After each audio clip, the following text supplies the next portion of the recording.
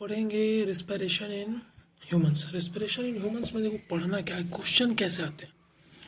इसमें क्वेश्चन आएगा मैकेनिज्म से, किस तरीके से हम लोग सांस लेते हैं, लंग्स का साइज बढ़ता घटता कैसे है, पैसेज ऑफ एयर, एयर कहाँ से कहाँ पास होता है और कहाँ से कहाँ एक्सचेंज ऑफ गैसेस होता है, फिर ऑक्सीजन का मात्रा कितना होता है, किसके साथ बाइंड करता है, और कौन सा मसल्स हेल्प करता है एक्सपैंड करने में, कौन सा मसल रिलीज रहता है उस समय, यही सब चीज़ पढ़ना है रेस्पिरेशन में ह्यूमन में।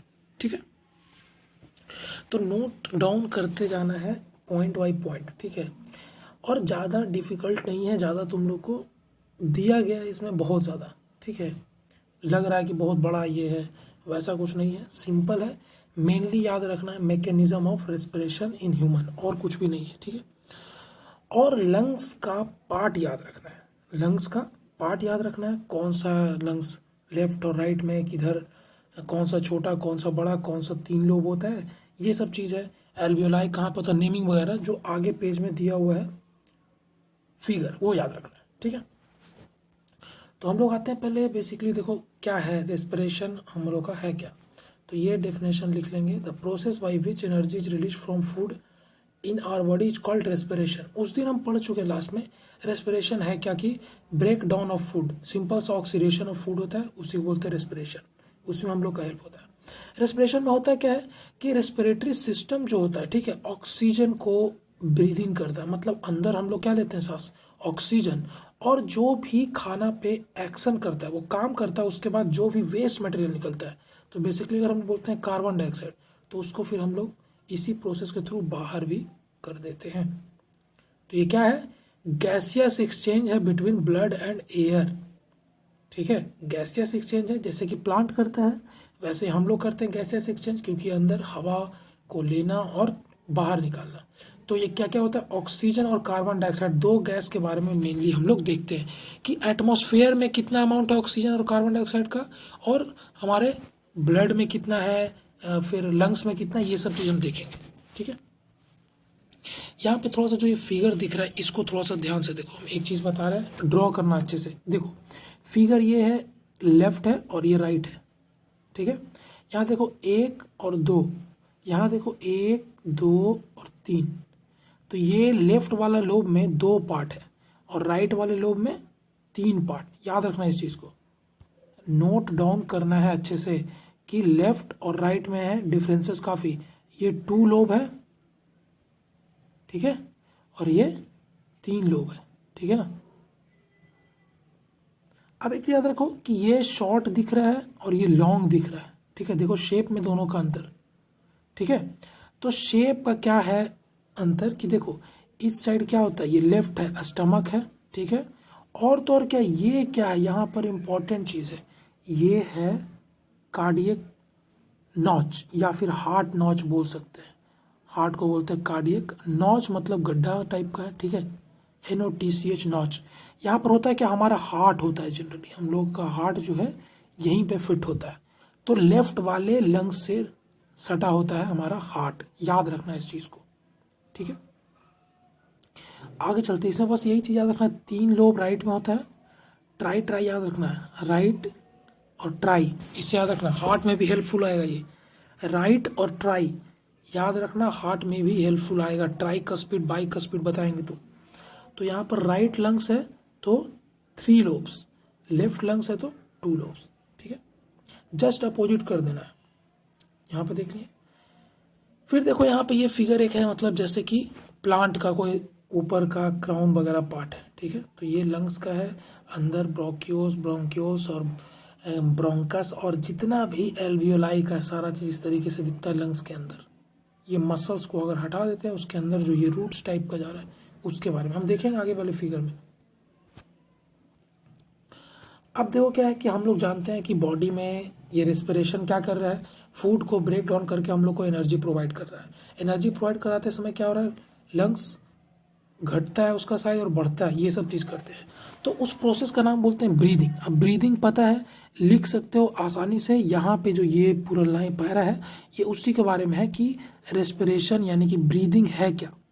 तो ब्रीदिंग हम लोग करते हैं इनहेलेशन और एक्सेलरेशन। तो स्टार बना के लिख लेना है इनहेलेशन और एक्सेलरेशन, ठीक है। तो ये दोनों का डेफिनेशन लेना है। इन मतलब अंदर, ठीक है, और एक्स मतलब बाहर। इन मतलब अंदर, एक्स मतलब एग्जिट। तो जब हम सांस अपने लंग्स से बाहर की ओर निकालते हैं तो उसमें होता है कार्बन डाइऑक्साइड, जो बोलते हैं एक्सलेशन। और जो हम लोग ब्रीथ इन करते हैं इन, तो वो होता है ऑक्सीजन, उसको बोलते हैं इनहेलेशन, ठीक है। तो ब्रीथ का मतलब, एक सांस का मतलब है एडिशन, यानी कि एक बार जब सांस अंदर लिए सांस बाहर छोड़े, ये होता है one inhalation plus one acceleration, इसी को बोलते हैं ब्रीथ, ठीक है, ब्रीदिंग जिसको बोलते हैं, एक्सेलरेशन और इनहेलेशन, ठीक है, ये चीज़। देखो यहाँ पे है क्या, मैकेनिज्म। अब एक चीज़ पहले देखो, मैकेनिज्म पढ़ने से पहले हम लोग क्या करते हैं, देखो यहाँ पे मैकेनिज्म पढ़ना है तो पहले हम फिगर देख लेते हैं, ठीक है, फिगर देख लेते हैं उसके बाद मैकेनिज्म पढ़ेंगे।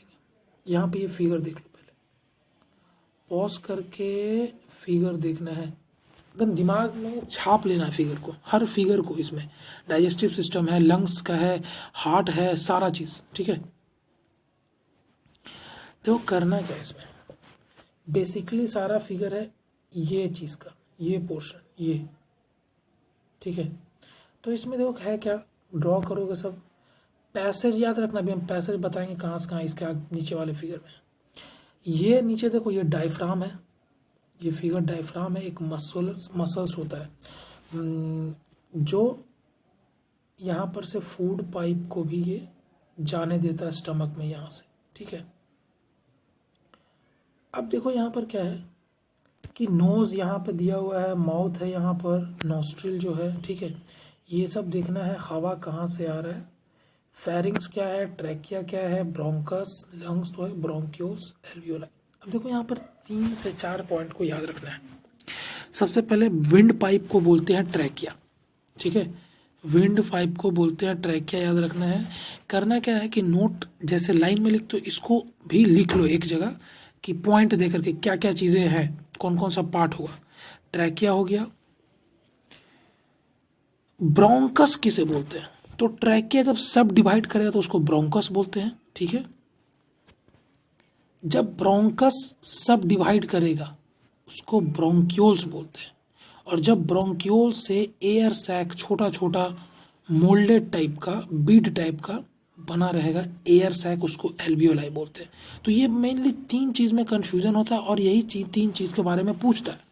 जनरली है क्या कि पूछेगा कि पैसेज ऑफ एयर, तो नोज से होते हुए कहाँ कहाँ हवा होते हुए एल्वियोलाई से ब्लड स्ट्रीम में पहुंचेगा, ये लिखना रहता है बेसिकली बस। और इसको तुम रे डायग्राम से भी बता सकते हो कि नोज ऐसे लिख देना है कि ये नोज है, नोज से एयर कहाँ गया, अंदर की ओर नेजल पैसेज में, लिख दिया नेजल पैसेज। फिर यहाँ से एरो बनाया, फिर उसके बाद फेरिंग्स में गया, फेरिंग्स में लिख दिया। फिर आगे चल के इसी तरीके से प्रोसेस एरो दे करके समझा सकते हो, ठीक है। तो नॉस्ट्रिल हो गया, बकल कैविटी है, नेजल पैसेज है जो अंदर हम लोग का यहाँ पर हेयर वगैरह होता है, ठीक है, सांस लेते हैं हम लोग, म्यूकस होता है। तो सांस लेने वक्त क्या होता है कि हेयर और म्यूकस बहुत हेल्प करता है, एक तो जो जर्म्स रहता है उसको किल करने का काम, और ऊपर से एयर को गर्म करके जितना भी डस्ट पार्टिकल है उसको हेयर ट्रैप करता है, ये काम होता है। और म्यूकस वार्म करता है एयर को, ठीक है, ये सब काम है इसका। लंग्स पता है, लेफ्ट है, राइट है, ठीक है, ये डायफ्राम है। और ये होता कहाँ है, चेस्ट कैविटी में ही होता है, रिब केज में ही होता है, वो भी दिया हुआ है कि रिंग्स ऑफ कार्टिलेज है यहाँ पर, यानी कि रिब केज क्या है, कार्टिलेज से बना हुआ है। तो इस फिगर को याद रखना है, बनाने के लिए भी आता है। लैरिंग्स से यहाँ पर वॉइस बॉक्स है, ठीक है। तो ये सब चीज़ याद रखना कि क्या क्या पॉइंट है इस फिगर में, ठीक है। अब देखते हैं हम मैकेनिज्म को थोड़ा सा।